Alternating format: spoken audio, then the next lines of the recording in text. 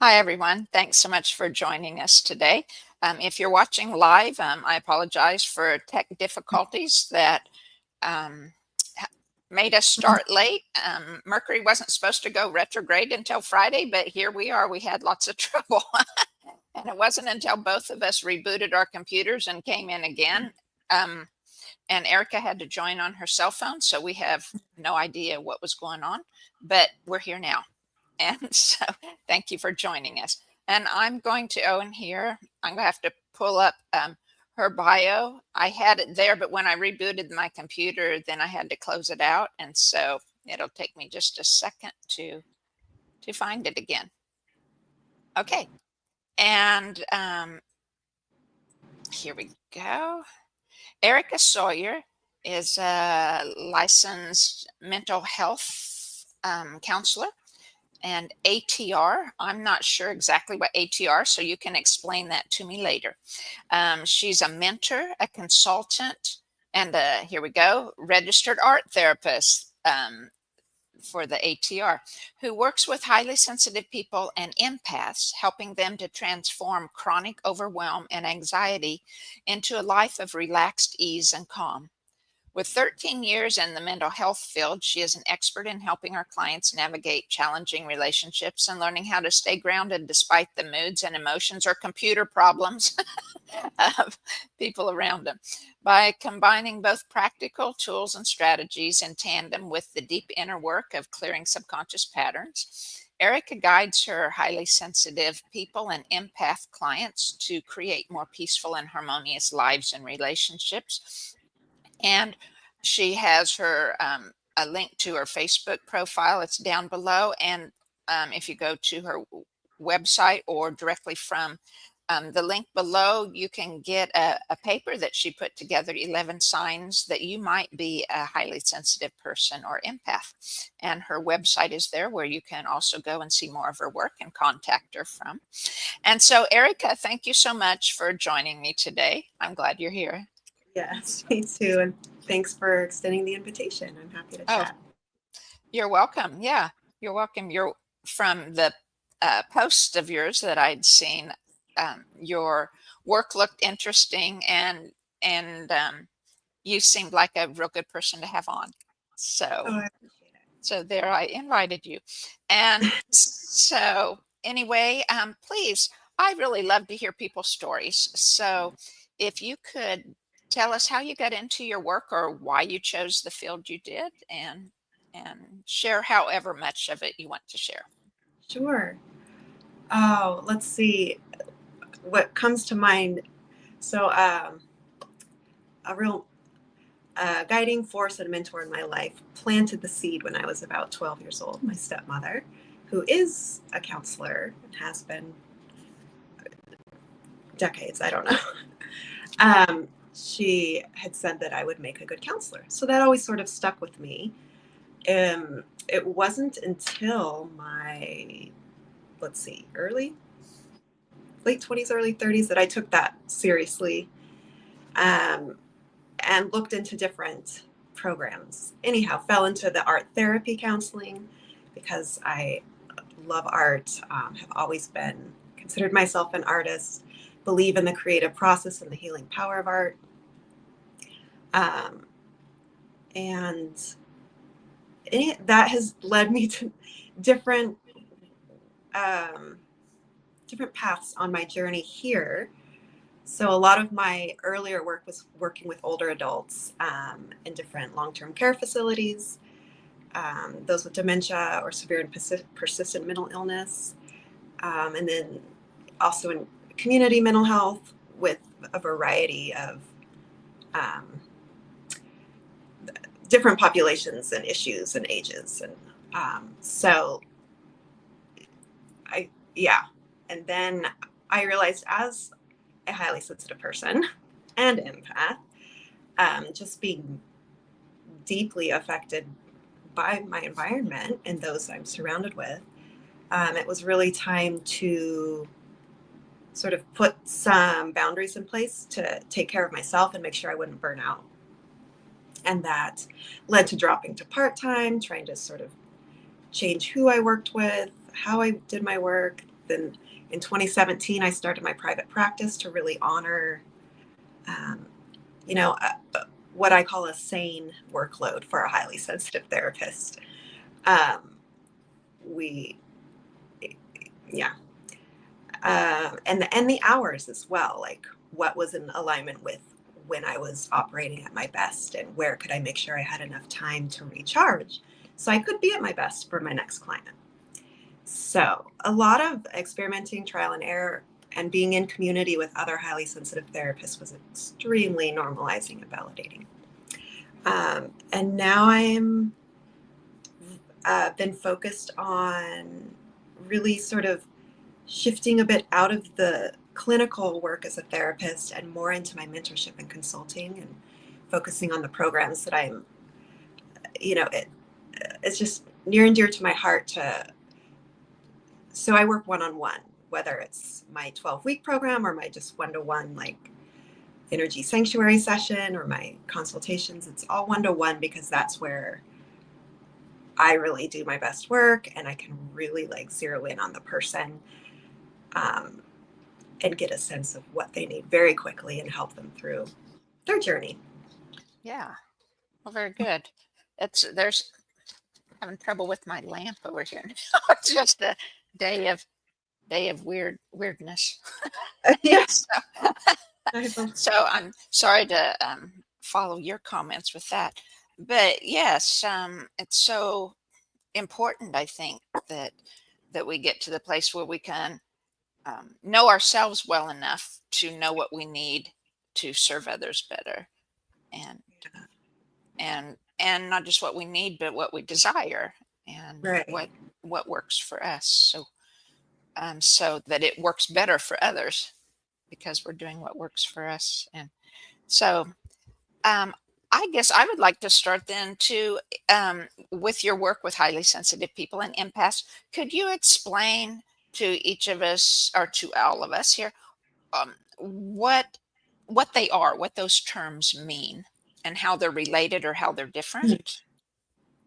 Yeah. So highly sensitive people, that's the term that Dr. Elaine Aron coined in the 90s when she was doing research, in this area. Well, her research was actually around introversion, and then it led her to understanding that there's something a little different here, which, and she discovered that this is a temperament trait, or you might call it a personality trait, um, among, at the time it was roughly 15 to 20% of the population.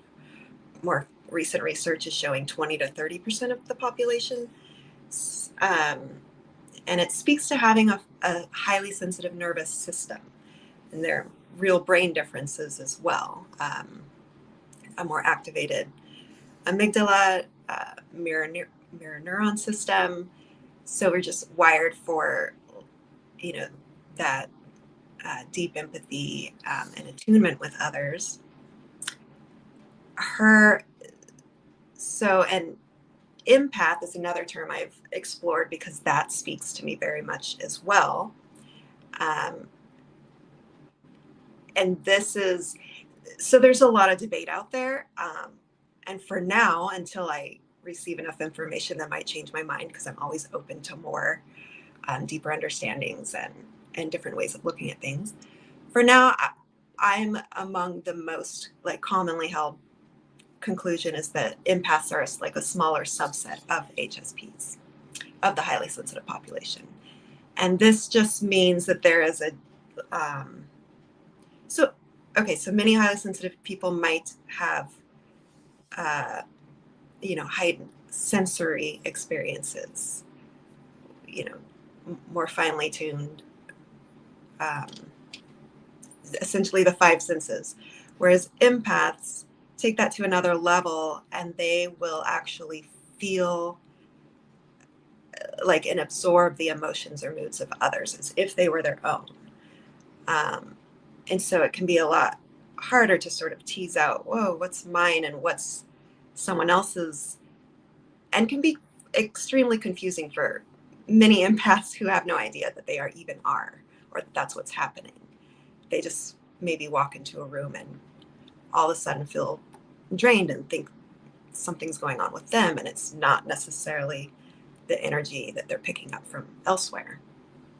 Um, so it comes down to, well, I won't go into all of that, but um,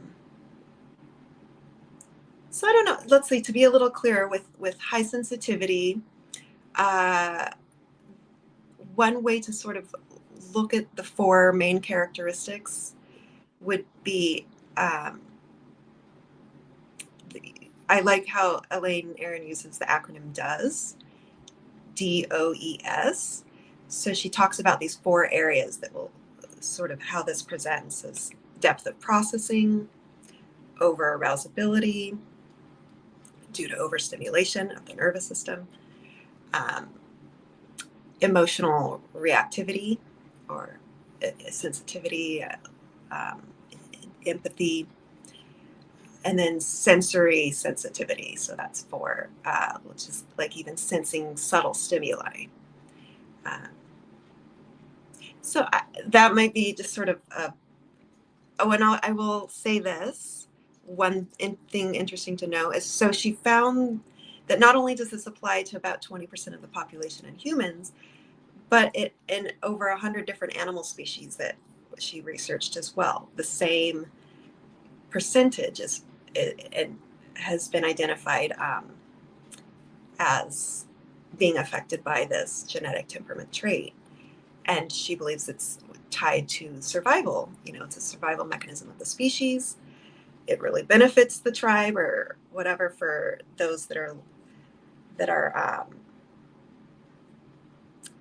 picking up on, you know, the subtle, the things that maybe not most of those are. I don't know if that's very clear, but that's my. Okay. Um, so are when you're saying heightened senses, just the five senses in general, or are you including that a lot of empaths or most of the 20, 20, 30% or whatever have like clairvoyance or clairaudience, or I think they go into 7 or 8 different clair senses, Yeah. right? So you're including those So with I'm it? including those, especially when we're looking at empaths, since that's sort of where, I mean, I don't, not to say that highly sensitive people can't experience, I think actually we are pretty like adept at, whether you're an HSP or an empath, sort of the senses that go beyond the five normal senses, or the five, you know, that we've identified here. Um, so Well, yeah, go ahead. Go ahead. because you know, so no, I lost my train of thought. Go ahead. Okay, I'm sorry. The well, I was just like, I've never really considered myself an empath. I think a lot of other people would have. Like when I was growing up, looking back, I think, yeah, probably my family thought I was that way because I just saw I have a almost 4-year-old granddaughter, and I was just realizing she is any little thing she's just so picky about. And before I just kind of got irritated with it, but it dawned on me the other day. It was like, oh, she's like me. So now I can understand her better and work with that a little more to help her. But Yeah. so but I can really relate to, I think, a lot of, we heard empaths a lot during the COVID-19 lockdown times, or just in general, people were really became extra sensitive to it because you could pick up the vibes in the air around you from other people. Or I remember going to a Walmart during June of 2020, and it was like everybody was scared. It was just fear that I felt all over. And I went back in about 6 weeks, end of July or something, And I left and I was so angry. I mean, I had just absorbed everything because I wasn't angry by myself about it. And same way last night, there's another big topic going around. Um, a lot of places people are talking about on the internet and things, and a lot of people are disagreeing and they're very heated about it. And it was like, my husband had it playing for quite a while yesterday afternoon, and it was finally like by evening it was like it was all I could take. It was just yuck. It was just, and it was and I realized, oh, I've just absorbed everybody else's, that came through the internet. Came through it. Listening to the internet kind of pulled in all the extra energy from the universe about it into me. Mhm. Is the way I felt about it. But so I know a lot of people experience things like that. Yeah. And I think, I mean, you brought up an important, in our day and age with all the instant access and the oversaturation of news and energy. Like it's just right there on our phone at our fingertips or on our computer. I mean, working from or doing meetings from our computers. And um, so it's, and I'm still, I mean, this is still a practice for me. It's, the ways that I can tune out all of that energy, because I think anyone, whether you're highly sensitive or not, can be affected by too much inundation. Um, and we just happen to be extra, like, it, it's not something we can just sort of mentally conceptualize. Oh, that's what's happening.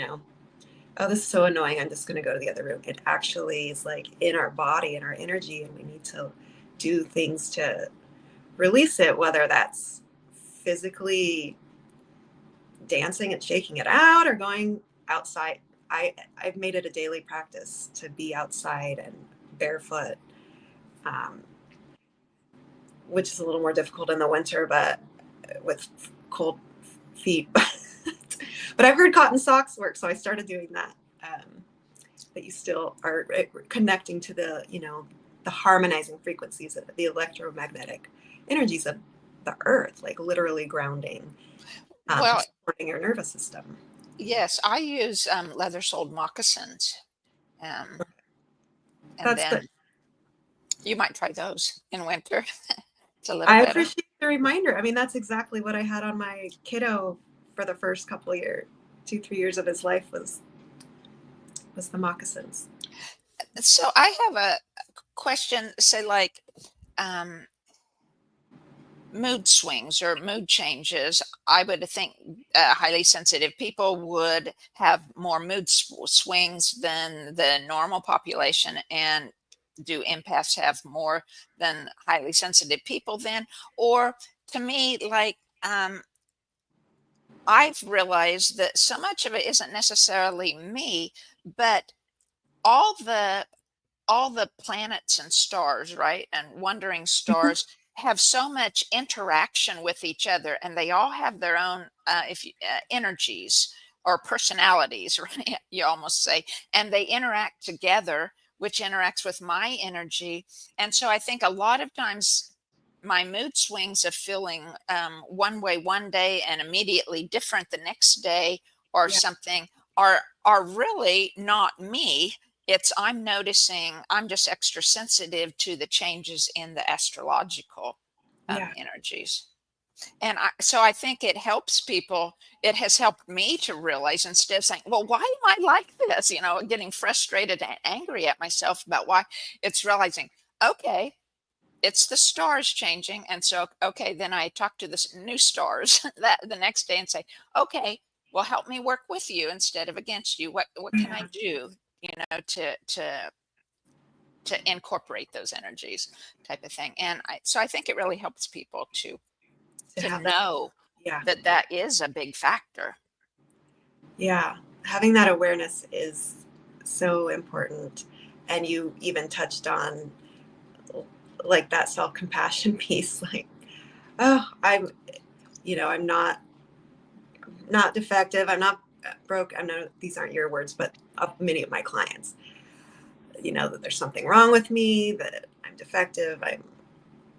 Why am, why is, what's wrong with me that I can't just maintain my good mood. And like you said, the Earth's energies. A few years ago, when I actually heard, I read something by, because astrology and all of the astrological signs, it can sound very woo woo to folks, but when you get down to the science of it, and I'm no expert, I just know like enough to know that there's some really cool things to know. And the way we are, literally, like, we are all, our beings are so, like, we are tied to everything, and our bodies are what, 90 something percent water, which Well, we're made of the light particles, and so our yeah, particles extend forever and mix with all the others that are extending forever throughout the universe on all the light waves, right? In the ether. yeah, I mean, it's a scientific fact, yeah. Or right. at least So we're all, they're being able to prove it more and more. yes, yeah. Mhm. Um, so I think that's one thing to keep in mind. Like, it's multifaceted. It's not just where you are, who you're with. It's what's happening planetarily, uh, in the cosmos, and if we sort of bring it back into the personal, like, hormonally, like, perimenopause is real. So sometimes, and that's happening through different stages of development, not just perimenopause, which I happen to be in, but so giving ourselves grace, and just remembering that there's multiple things going on, and what is recognizing, oh, when I'm feeling a little off, what can I do to bring myself back? And I feel like there was something else I was gonna say in response to that, but if it comes back, I'll mention it. Okay, yeah. So, and I had signed up and got your paper of 11 things, and there was a term on there that I hadn't heard before, and maybe you could address how that affects us with the energies: social hangovers. Oh yeah. So I can see how that might affect in just what we were talking about. So I don't remember where I heard that several years ago, but it instantly resonated. I said, oh, that describes perfectly what I experience after too much, what I say, peopling, after, um, and not so much, I wouldn't say that happens a lot to me anymore, because I'm much more, just more conscientious about setting myself up to not to experience that. But I will at times knowingly go, and if there's a party I really want to attend, there's going to be a lot of people I want to see there, or whether it's family or loved ones, or even just an event that's going to take, that's maybe going to be longer than 2 hours, or I'm going to be there for 3 or 4. I know my body and my mind, and just how much input and stimulation I can take in. Um, and so I will give myself the next day, or I'll try to give myself recovery time, even after traveling to and from, because you're around oh crowds of yeah. people. And um, I will purposely not have a work day after I'm coming back from a travel day, because we just need that extra time to recoup and recharge. Yeah, I know I do. the, the older I Yeah. get, the longer I need. Yeah. So, um, and you had also mentioned something about the one thing of the empaths or the highly sensitive people is entering the inner world of others and knowing what they're needing or knowing what they're thinking, and how we're able to say something and people will say often, Oh, that's just what I was going to say, or that's what I was thinking, or something. So how do you think empaths then, or the highly sensitive people, are able to do that, to tap Mm. into others? I mean, in some ways, it goes to telepathy. But that would be slightly more on purpose, perhaps, than what you're referring to of just. Yeah. Well, one of the things that in her research that she noted and that Elena and attribute this is common is the heightened intuition, just um, the way our brains are wired to sort of, and some of it is just noticing, tuning in to the micro expressions or the little details, or even this um, she gives an example of like shamans would be considered highly sensitive people, or perhaps the elder and would could warn his tribe of impending flood so they could move to higher ground days before it occurs, or whatever. um, Sort of tapping into maybe the collective unconscious, or just sensing, being open to the signs and symbols that the universe is delivering. I really can't speak to um, the mechanism of how. I just, it, um, but I love that question because it makes I want to dig into it. Hmm. Um, there was something else you asked here. So just the fact that we do. Oh yeah, entering the world of others. And I think many of us, like, we do that naturally without really even realizing we're doing that. We just think, well, yeah, this. Let me give like just a really basic example. One of the first times that I noticed, or that it was brought to my attention that I did that, I was maybe in my late 20s. I was out on a boat with a bunch of friends. Um, I would notice someone's drink was empty, or that they were uncomfortable in the chair they were sitting in. And, I would be getting them whatever they needed. Oh, do you want to trade chairs with me? Or, oh, are you ready for another beverage? Or this or that. And someone said, oh, Erica, you're like a little mother hen. You just anticipate all our needs. Like, you know what we need before we even do. And I just thought, well, it doesn't can't anyone see this? So I think we just do that, whether it's with our kids, our clients, just sensing. I would sense it too. Like, it wouldn't just be what I saw. Like, I could feel, um, I don't know. I could just feel it. So, Right. Hmm. yeah. Okay. So are most highly sensitive people then, or the empaths, are they, would they consider themselves, or others consider them, introverts versus extrovert, or does that's like a totally different topic and wouldn't um, play Well, in? so Dr. Aaron's research shows that about 70% are introverts and about 30% are Hmm. extroverts. Okay. So it's not, um, you aren't necessarily one or the other, but obviously the majority are um, introverted. Um, and she also found that the trait is found about equally among male and female, like half and half with the general population, which I found interesting as well.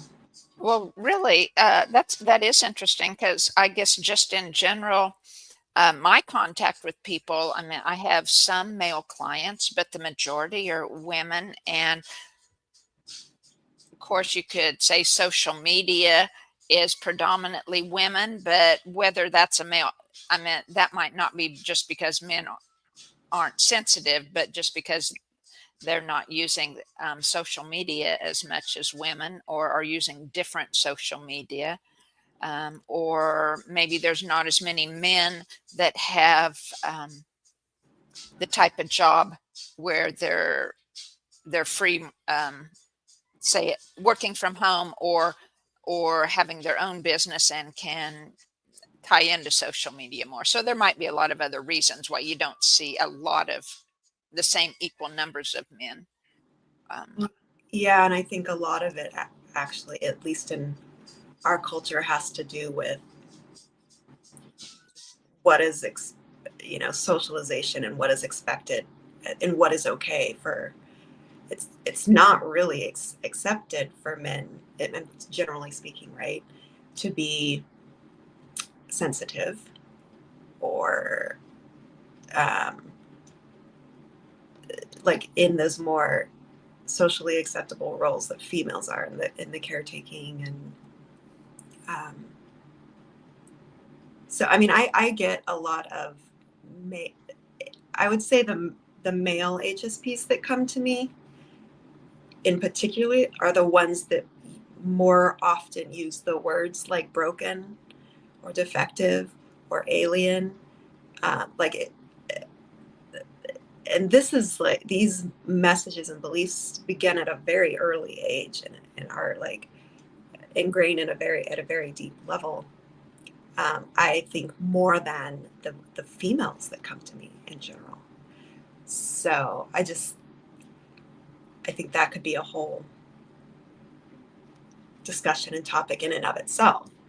So I really enjoy working with men as well as women, and not all of them. Some come with confidence but they're still like struggling with relationships or how do I just manage um, all of the input when I'm trying to be out there and being a doer and making my sales or whatever. So I think it comes down to like having some self-acceptance and understanding around what it means and that we don't need to push ourselves beyond our capacity even when the whole world or even our family members are telling us to. right. Yeah. So, how then, I guess it's kind of, you were kind of explaining then, one of my questions here, how this overwhelming of emotions can keep us stuck in the patterns, in our old patterns. It makes it more difficult to change.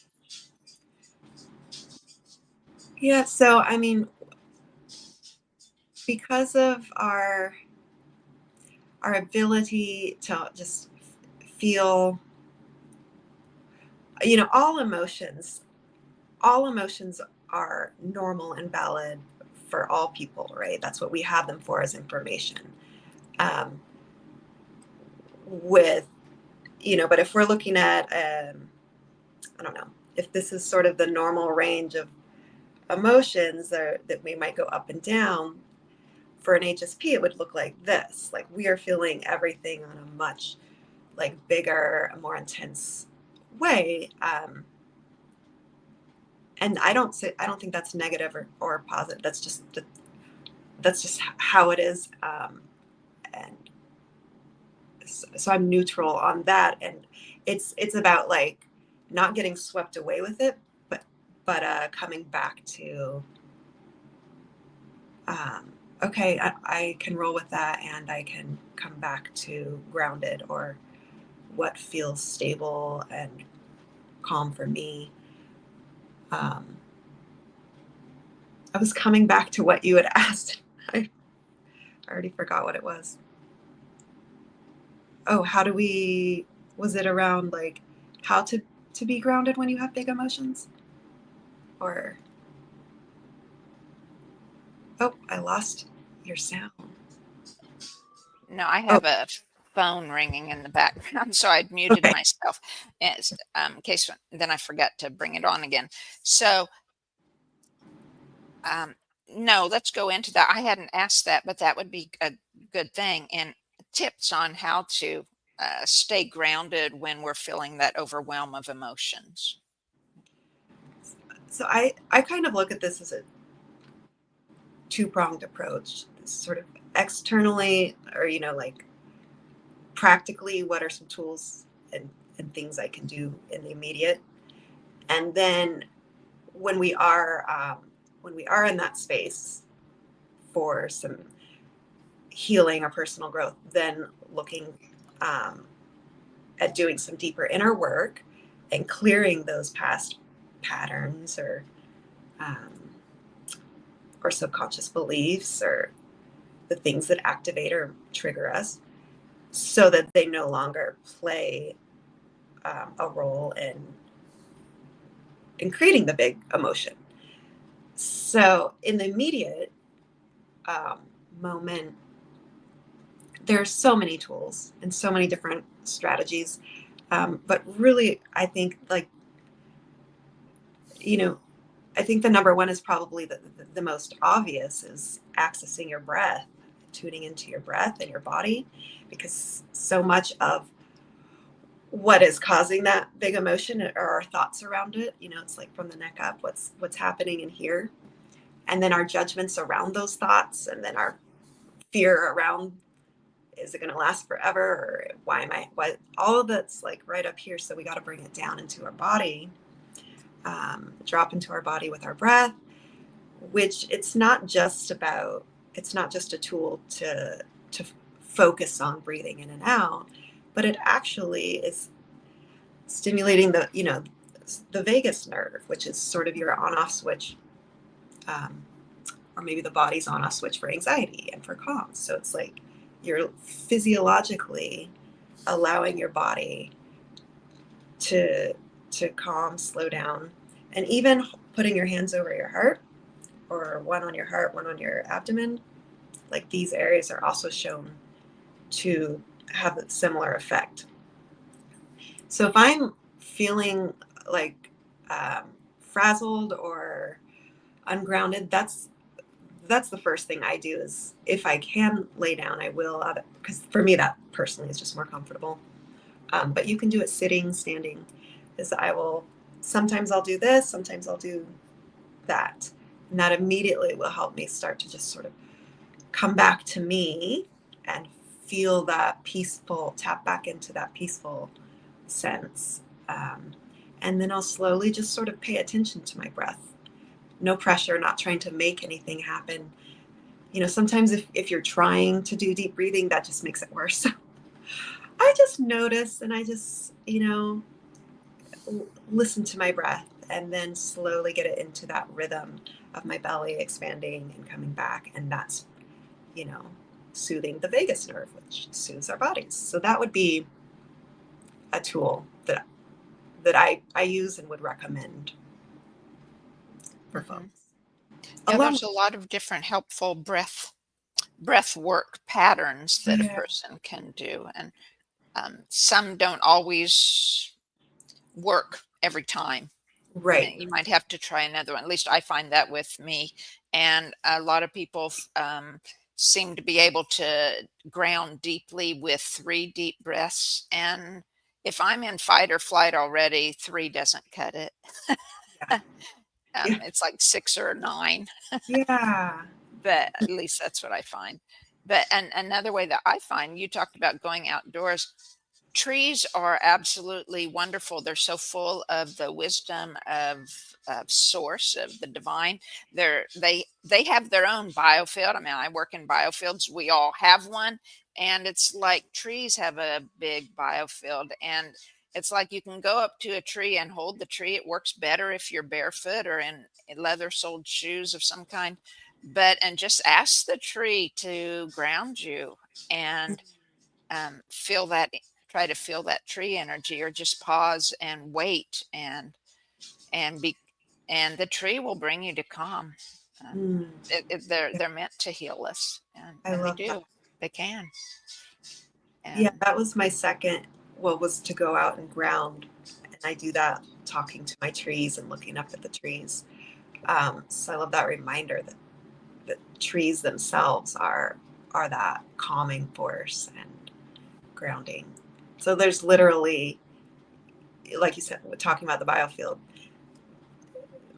real benefits to hugging a tree. It's not just this airy fairy hug a Right. tree better. Ab- there's Absolutely. very good reason behind it. Yeah. Yeah. So, in talking about then boundaries for to help us, we talked about the breath or some other things you can do. What are some boundaries that you feel helpful, or I guess boundaries? It should be a word that's easy to understand, but it's also one of those words that I think gets thrown out. And so you Yeah. talk about, well, we need boundaries with other people, or we need boundaries, to go in the store. But exactly what are you talking about? Yeah. That's what I, Because I think often that my understanding that I assume they're talking about what I'm talking about, and perhaps it's not. So in boundaries, what are you thinking of as boundaries, and can you give us a tip or so on setting those boundaries, or when we might think about setting them? yeah, well, boundaries come in all different, you know, there's physical boundaries, like give me some space that you're too close, emotional boundary, um, energetic boundaries, relate. There's even boundaries around technology and social media, like what we are consuming. I mean, it permeates across all fields. It's really just a way to say, like, listening to our needs and what is it that's going to support my needs and take care of what I'm needing. So, an example, um, so like I could set, and if we're talking about boundaries with others, I just want to, something that's often misunderstood. It's not about, boundaries are about what we have within our control and about what we are doing to take care of ourselves. So if I'm setting a boundary with someone, I'm not telling them what to do or telling them what they need to do to make me feel better. Well, in a sense, what I'm saying is, like, this is what I need. And if you continue to doing that, which is unsupportive to me, this is what I'm going to do. So you're tapping into your power and your choice. You know, well, a real example.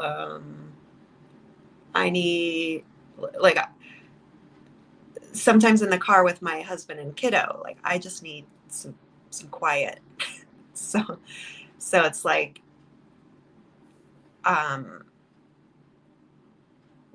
can either I'll put in my what do they call it? Loop earbuds to mute things, or I'll ask for us to change the station to music that is nourishing to my nervous system and not like piercing it, or I'll ask for the volume to be lowered. Um, and thankfully they honor and respect that. If they didn't, I would just have to maybe say, I'm not going to join you on these trips. If if I wanted to, I could say that, like, that's what's within my control. Like, if we can't have some sort of compromise on or trade off and with the music level in the car or the talking or whatever, then be I can't be joining on these outings. Like, I'll just stay home. Like, I could do that if I wanted to. So you just have to know what you're able to, what's helpful to you and what's not, and what you can speak up for and what you can't, or what's worth it, what isn't. So it's also, you want to know your values, and as well, like, is it so meaningful to me to go out and be exploring nature that I will sit through 20 minutes of this? Yeah. Because I really value what we're going to be doing after, which is nourishing to my nervous system. And so I don't know if that's just an example. Sure, sure. And before we end, I'll have to close in a few minutes because I have another appointment coming. But I was wondering, how do you tie your art therapy in with things? Do you have your clients do the art to express things, or what do you like to do for that? Yeah, I always leave that open-ended and up to the client. And I also let them know that art therapy is for anyone and everyone because we're all inherently creative. So it's not about like making art or good art. It's just tapping into that creative process. So if I feel like it would be beneficial to maybe bring in that process, I'll suggest what I had in mind based on what they might feel comfortable using, whether it's drawing or collage. Um, and it would really just be often it's done like outside of this. I might give a little session, or they might think of what they would if are inspired to create outside of the session, and they'll bring it back and we'll talk about how that furthered their understanding or allowed them to explore a thought that they were on. And honestly, I haven't used the art therapy piece in a while, and especially since I no longer have a physical office. So it can be done, over video and all of that. It's just different, and I prefer that the in-person energy or of that. So Mm-hmm. yeah. Mm-hmm. So Alrighty. yeah, and I know you need to go, but so I didn't really give an example. But for some, the process in and of itself is just grounding. So I've had a client who just, as we're talking, will be coloring in mandalas, which she loves and are very like grounding for her. For others, it's more about the visual language and what we're maybe garnering from that, and it might open the window or insight that they wouldn't have had otherwise. So there's different ways that it can be utilized. Mm-hmm. Yeah. I know. I love to sit down when my granddaughter, again, is one activity we enjoy is painting, and I like to sit down and paint when my thing when she's painting hers, and it's just to Yeah. take something blank and just go with it and do whatever you feel is very nourishing, is very freeing to me anyway. Yeah, absolutely. So, okay, well, I guess we'll end there for today. Thank you everyone for watching. Thank you, Erica.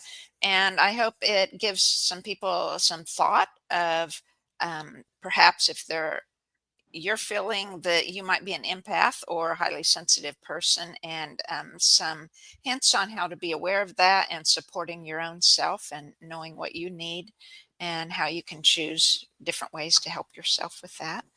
And again, people, Erica has 11 signs that you might be a highly sensitive person, that the link is below that you can use to get that from her. And it's also on our website.